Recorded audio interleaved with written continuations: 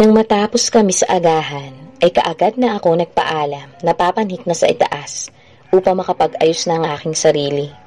I was about to open the door of my room nang bigla na lamang may humablot sa braso ko at isang mabigat at malakas na palad ang dumapo sa aking kaliwang pisngi na dahilan upang muntikan na akong matumba. Hindi pa man ako nakaka-recover mula sa sampal na iyon. Muli na namang may lumapat sa aking pisngi. But this time, sa kanang pisngi ko naman dumapo iyon. Ramdam ko ang hapdi at kirot sa aking magkabilang pisngi. Nalasahan ko ang konting dugo sa aking labi. Maras kong tinignan ang walang hiyang nanakit sa akin at ang galit na mukha ni Maristela iyon. That's for flirting, my fiancé, you slut. Hindi ka ba talaga titigil, ha? Ganyan ka ba talaga kadesperada na hindi ka na nahihiyang ipangalanda ka ng pagiging malandi mo kahit sa mga empleyado ng MI? Ramdam ko ang galit niya. Her eyes were blazing with fire. At tila umuusok na ang ilong niya sa galit. Pero kung galit siya, mas galit ako. How dare her slap me? Kumuyong ang aking kamao sa galit. Tandaan mo to. Hinding-hindi mo maaagaw sa akin si Lucas. Hindi ba ikaw ang unang nang agaw, Maristela? Hindi ba unang naging akin si Lucas? Kaya kung may gagawin man ako, hindi pang maagaw ang tawag doon. Binabawi ko lang ang dapat ay sa akin. Buong tapang kong sagot sa kanya na mas lalong ikinausok ng kanyang ilong. He was never yours, Selena. Baka nakakalimutan mo na sa papel lang kayo kasal ni Lucas. Pero sa akin ang puso niya. Sagot niya sa akin. Naroon pa rin ang galit sa kanyang muka nang uuyam ko siyang nginisiyan. Sigurado ka bang sa'yo lang ang puso niya? Kasi kung sigurado ka, then you won't be acting like this. O baka naman natatakot ka sa karma. I took a few steps towards her. Napaatras naman siya. Ngunit hindi pa rin nawawala ang galit sa kanyang mga mata. You're a bitch. But karma is a way more bitcher than you. Natatakot ka ba na bumalik sa'yo ang lahat ng ginawa mo sa akin noon? Kumuyom ang kanyang kamao, and her teeth were gritting. Akala ba niya matatakot ako sa kanya? Who the hell does she think she is? Taas noo kong sinalubong ang nag-aapoy na galit niyang mga mata. I won't back down on this goddamn dog. Natatakot ka bang iparamdam ko rin sa'yo mga pinaramdam mo sa akin noon, ha? Mas lalong lumawak ang ngisi sa aking mga labi. Nang isang hakbang na lamang ang layo ko sa kanya, marahas ko siyang kinuwelyuhan dahilan upang magpantay ang aming muka. Listen to me carefully, bitch. Hindi na ako dating Selena na tatahimik na lang sa isang tabi kapag sinasaktan ako. I've been through hell and back, Maristela. At hindi ang isang katulad mo lamang ang uurungan ko. Bawat katagang lumalabas sa bibig ko ay may halong galit at pagbabanta. I can feel her getting nervous. From a grin, my lips was forming to a smirk. Marahas ko siyang binitawan at tinulak siya na muntik nang magpatumba sa kanya kung hindi lamang siya mabilis na naibalanse ang kanyang katawan. Tinignan ko muna siya mula ulo hanggang paa bago ako tumalikod. Ilang hakbang pa lamang ang nagagawa ko nang may naalala kong gawin. Binalikan ko siya't hinarap. Halatang nagulat siya sa pagbabalik ko. Akmang bubulyawan niya ako nang itaas ko ang isang kamao ko at pinadapo iyon sa kanyang pisngi. That made her lose her balance. At tuluyan na siyang natumba. Her back was on the floor. That was for slapping me. Masyado kasing makaluma ang sampalan. Suntukan ang uso ngayon, Maristela. Hindi mo ba alam? Nang uuyam kong saad sa kanya and throw a disgusting look on her. Saka muli akong tumalikod at tuluyan ang pumasok sa aking kwarto. The moment I closed the door, mabilis kong tinignan ang kamo kong ginamit sa pagsuntok kay Maristela. Namumula yun. Napamura ako. Ang tigas ng mukha ng asong yun, ha. Napailing ako. At least I was able to punch her face. Hindi na ako magtataka kung bigla na lamang akong sugurin ni Lucas dito. Sigurado naman kasing magsusumbong ang babaeng yun. Ayun ay kung nakatayo na siya. Nang iwan ko kasi siya, parang naduling ata siya sa suntok ko. Dumb. Her face was priceless. Mabilis ako naligo at nagbihis ng simpleng kasuotan. Then I went out of my room. Nang lumabas ako sa aking kwarto, naabutan ko si Maristela na nakahiga pa rin. Habang nakaluhod sa kanyang tabi si Lucas, sinusuri ang mukha ng gaga. I rolled my eyes nang makitang umiiyak si Maristela. Ang arte. Marahas na lumingon sa akin si Lucas. What the fuck did you do, Selena?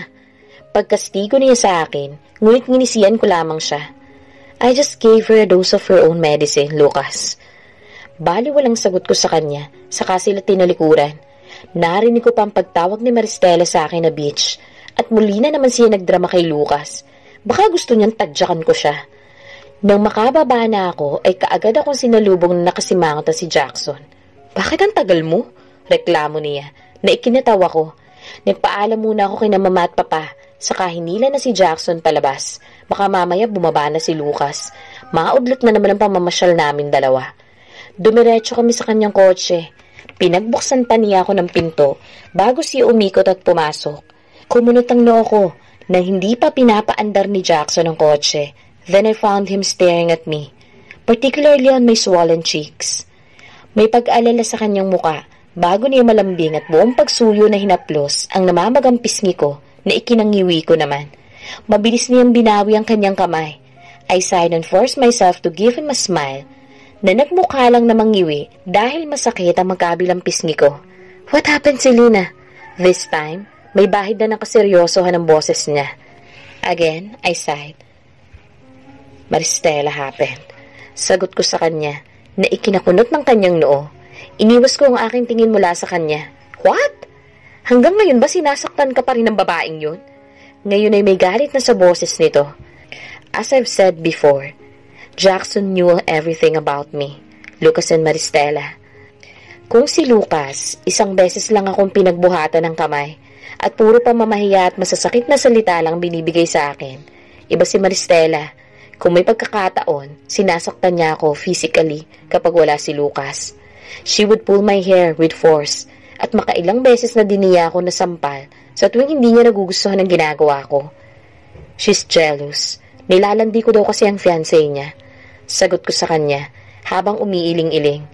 Nilalandi mo nga ba? Mabilis na bumalik ang mga mata ko sa kanya. Nakatitig pa rin siya sa akin, but his eyes were now cold. Hindi ko nagawang sumagot sa kanya. Kilalang kilala kita, Selena. Alam kong may rason kung bakit ka bumalik. Why would you go back here if you already have a good life in Canada? Wala ka namang pamilya na babalikan rito, hindi ba? Bigla akong kinabahan sa tono ng pananalita ni Jackson. The way he talked, para bang may alam siyang plano ko. Ano bang pinagsasasabi mo? Utal kong tanong sa kanya.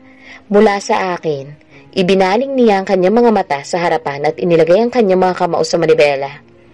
You may fool all of them, Anna, but not me. I know you more than you know yourself, Anna. Sinulya pa niya ako saglit at muling binalik ang kanyang tingin sa aming harapan. Sana lang alam mo ang ginagawa mo. The last thing I want to happen, isang masaktan ka ulit. He said sincerely. Inapuhap ko ang kanyang kamay at inilapat ang aking palad sa kanyang kamao. I gave him a sincere smile. Thank you, Jackson. Thank you. I sincerely told him. Binawi niya ang kanyang kamay at siya pa mismo ang humawak sa palad ko. Pinagsalikop niya ang aming mga palad. Dinala niya yun sa kanyang mga labi. He gave my knuckles a gentle kiss. Then he smiled at me na sinuklian ko naman ang ngiti. Mamasyal na tayo? Nakangiti niyang saad. I nodded happily at him. Tara na! I shouted on glee na kanya namang ikinatawa. Hailey Jackson, dito talaga? Komento ni Anna. Habang nakataas ang kaliwa niyang kilay, I chuckled a little bit. What? Matagal na rin naman mula nang huli tayong pumunta rito, di ba? I said as I stared at the mascot na napapalibutan ng mga bata. I decided to bring her to our favorite amusement park. Ilang taon nila naman ang lumipas mula nang huli kaming mamasyal dito. Naaalala ko pa noon. Napakasaya niya sa tuwing dinadala ko siya rito. She always shows me her genuine smile and her joyous laughter, lalo na pag nakasakay kami sa mga paborito niyang rides, and I missed it. Kaya ako siya dinala dito. Gusto kong makita muli ang kanyang mga ngiti. At ang kanyang malakas na halakhak, iyong walang halong pagpapanggap. Napakalaki na kasi nung ipinagbago niya matapos ang paghihiwalay nila ni Lucas. It was like I am seeing a different person. It may be a good thing that she knew how to fight for herself, na hindi na lang siya iiyak sa isang tabi kapag inaapi o sinasaktan siya, lalo na sa mga pinagdaanan niya. I knew everything that she's been through. I've witnessed how she tried proof to everyone that she was the perfect wife for Lucas. I've witnessed how she cried every time Lucas and Maristela would go out on a fancy date habang siya nasa bahay nilang mag-asawa at naglilinis. Naging saksi ako sa lahat ng paghihirap at pasakit na dinanas niya dahil sa pagmamahal niya kay Lucas. Kahit nung umalis siya ng Pilipinas, nasubaybayan ko rin ang lahat ng pinagdaanan niya upang makabangon siya sa pagkakadapa niya. She may not know, but I was there. All the time, I was there, looking at her from afar. Masakit makitang nahihirapan siya at nasasaktan. Sa tuwing nakikita ko siyang umiiyak at nagpapakalasing noon sa iba't ibang bar sa Canada, gustong-gusto ko siyang lapitan at patahanin, ngunit pinipigil ko ang aking sarili. She wanted to move on without any help from anyone, at yun ang ginawa ko. Iyon din naman ang gusto ko, ang matuto siyang maging matapang at ipagtanggol ang sarili niya. At iyan nga nangyari ngayon. She's now bolder, stronger, and better version of herself. But a part of me still wanted to see the old Anna. Yung inosente, yung laging may nakahandang ngiti sa kanya, tuwing nakakausapin ko siya. And somehow I kinda miss her needing me. It's good that she's strong and bold, ngunit minsan, hindi ko maiwasan na sana kahit minsan lang maging weak siya para kailanganin niya ako muli, katulad ng dati. Sa tuwing sinasaktan siya ni Maristela o pinagsasalitaan naman ng masama ni Lucas, ako ang takmuhan niya, ako ang iniiyakan niya, ako ang nagpapatahan sa kanya. But now, looking at her, mukhang hindi na niya kailangan ng kahit na sino para ipagtanggol siya. Hindi na niya kailangan ang magpapatahan sa kanya. "What's with that gloomy face?" tanong ni Ana, na nagpagising sa akin mula sa aking pagbabalik tanaw sa nakaraan. I stared at her for a couple of seconds bago ko siyang initian at kinuha ang kanyang isang palad. Pinagsalikop ko ang aming mga palad. She didn't budge and made me smile. Noon pa man, komportable na siya sa akin. Hindi siya naiilang, and when I asked her why, she said that it's because she trusts me. And I don't want to break that trust. Nakakatuwa lang na after what happened, after that kiss na nangyari just right in front of Marcus Mansion, wala pa rin nagbago sa aming dalawa. I honestly don't know how and why it happened. We just kissed. That kiss didn't take too long. Ngunit ang epekto ng halik na iyon sa akin, napakalakas. Kung hindi nga lang dumating noon si Lucas, baka nahalikan ko pa ulit siya. Speaking of Lucas, I don't know why he acted that way. Kitang-kita ko ang galit sa kanyang mga mata ng gabing yun. At kahit wala siyang sinabi, alam kong para sa akin ang galit na yun. For what reason? I am not really sure. Isa lang naman ang sigurado ko. Iyon ay ang hindi ko nahahayaan na saktan niyang muli ang babaeng mahal ko. Humigpit ang pagkakasalikop ko sa kanyang palad. Napunta ang tingin niya sa mga kamay namin. Pagkatapos ay sa mukha ko. Muli ko lang siyang nginitian.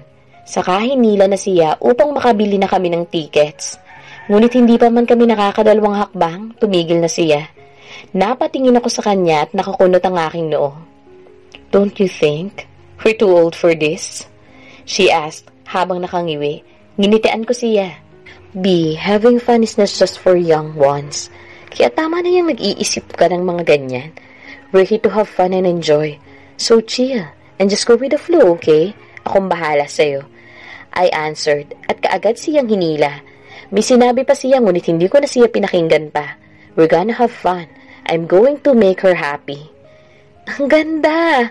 Selena said in amazement as she stared at the beautiful dark skies. Magkatabi kaming nakasakay ngayon sa Ferris wheel at sakto namang nasa pinakatuktok na kami nang tumigil ito, which gave us a clear view of the night skies. Punong-puno ng mga maningning na bituin ang buong kalangitan. Tama si Ana, it's beautiful. Ngunit mas maganda ang aking nakikita ngayon. Sobrang ganda. Lumingon si Ana sa akin. May nakapaskil ng ngiti sa kanyang mga labi that made my heart beat so fast.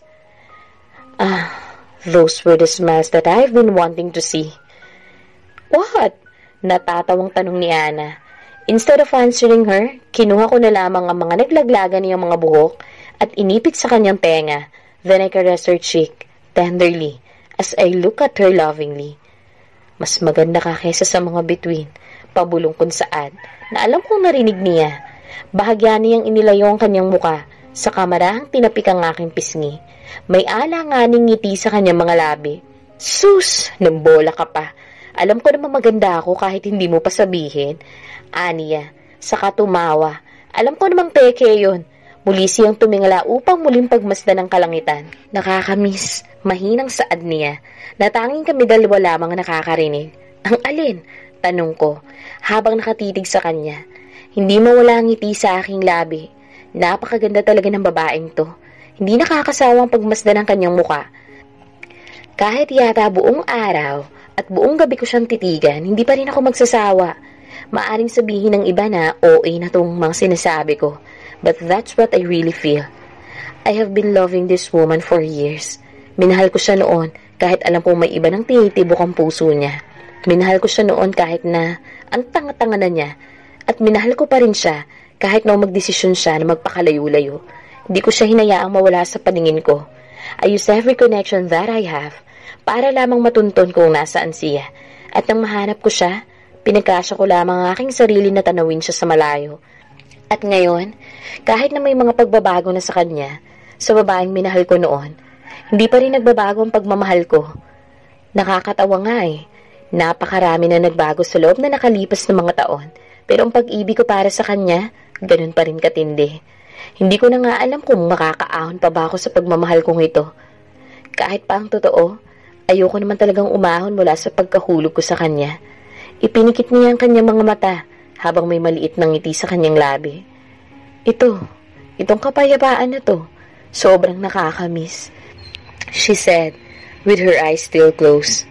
For the past few years, puro gulo at ingay na lamang naririnig ko. Nakakamiss din pala ang ganito. Yung walang ingay, yung nakatingin lang tayo sa langit, yung tayong dalawa lang. Parang katulad lang noon. Bumukas ang kanyang mga mata at tumitig sa akin. Hinawakan niya ang aking kamay, pinisil ang aking palad. Thank you, Jackson. Thank you for bringing me here. Thank you for letting me feel that peacefulness again. She said sincerely. Nginitaan ko siya. Binawi ko ang aking kamay na hawak niya at ako naman ang humawak sa kanyang kamay. Dinala ko ang kanyang palad sa aking labi at magaan na hinalikan niyon. I will do everything to make you happy. Alam mo naman yun, di ba? I said. She gave me a small smile bago niya binawi ang kanyang palad at muling tumingin sa kalangitan. Why, Jackson? Why are you doing all this for me? Biglang tanong niya na ikinawala ng aking ngiti. So now she's asking. Minsan talaga naiinis ako sa babaeng to eh, dahil sa kamanhiran niya. Kung manhid nga ba talaga siya or she just don't give a damn about my feelings. But it's now or never. Siguro ito na ang tamang panahon para sabihin ko sa kanya ang tunay na nararamdaman ko. Kahit pa halatang halata naman na. Napapagod na rin kasi akong maghintay. Napapagod na akong lagi na lang nakatingin sa malayo. Napapagod na akong magtago ng damdamin. Ayoko na maging kaibigan na lang. Hell, I want more than that. Inilapit ko ang aking sarili sa kanya at gamit ang aking dalawang palad, ipinaharap ko ang kanyang mukha sa akin and made sure that she was looking through my eyes. Gusto kong makita niya ang mga mata ko kung ano ang tunay kong nararamdaman para sa kanya. Ikinulong ko ang kanyang mukha sa aking palad. Binigyan ko siya ng matamis na ngiti. Wala nang paligoy-ligoy pa. Mahal kita, Ana. Matagal na. Buong suyo kong pagtatapat. Naghintay ako ng ilang minuto para sa reaksyon niya, ngunit wala akong nakuha. She don't look surprised about my confession. Sa halip, ngumiti lamang siya and remove her face from my palm. Alam ko, matagal na rin. Sagot niya na ikinabigla ko. Hindi ako nakapagsalita. She looked on the other side of the Ferris wheel. Kaya hindi ko maaninag ang ekspresyon sa kanyang mukha. Matagal mo nang alam? Pautal-utal kong tanong. Kahit nakatagilid ang kanyang mukha, nakita ko pa rin ang kanyang pagtango bilang sagot sa tanong ko. So, hindi ka manhid? Muling tanong ko. Doon naman siya humarap sa akin. Binatukan ako. Naikinailing ko naman. Though hindi naman talaga masakit. Gusto ko lang mag-inarte. Bakit? Babae lang ba may karapatang mag-inarte? Gago. Tanga lang ako dati pero hindi naman ako manhid, no? Pairap niyang sagot sa akin. Na aking ikinatawa. Aminahadong tanga ha. Komento ko habang natatawa. Inikutan niya lamang ako ng kanyang mga mata. Love your flaws daw kasi. Muli niyang sagot na tuluyan ang nagpalakhak sa akin. Kinalma ko ang aking sarili. I don't want my confession to just end like this. Total na simulan ko na. E di itutuloy-tuloy ko na. Tumiki muna ako bago nagsalita. You knew about my feelings for you, yet you didn't tell me anything. So, that mean, wala ka talagang pakialam sa feelings ko. Mahina lang ang pagkakasabi ko na sapat para marinig niya. She sighed. It's not like that. Of course may pakialam ako sa feelings mo. It's just that, she sighed again. It's just that I don't want us to change. Muli niyang hinawakan ng palad ko't pinisiliyon. She stared deep into my eyes na nagpabilis na naman sa tibok ng aking puso.